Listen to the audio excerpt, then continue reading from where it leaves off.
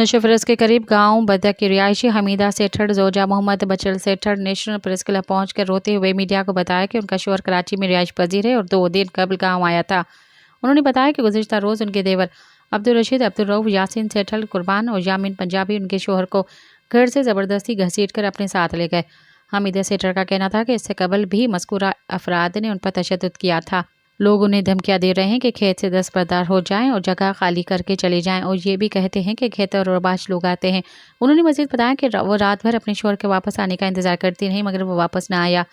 सुबह वो चुपके से घर से निकलकर नेशनल प्रेस क्लब पहुंची क्योंकि उन्हें डर था कि कहीं वो लोग देखकर उन्हें भी कत्ल न कर दें। हमीदा सेठार ने SSP नशे फिरोज़ और दीगर आला हुकाम से अपील की है कि उनके शौहर को बाजियाब कराया जाए।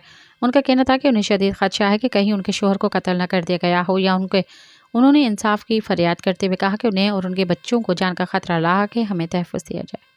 सब्सक्राइब कयो अवामी न्यूज़ HD के ऐं ताज़ा तरीन ख़बरुनि लाइ ॾिसंदा रहो अवामी न्यूज़ HD।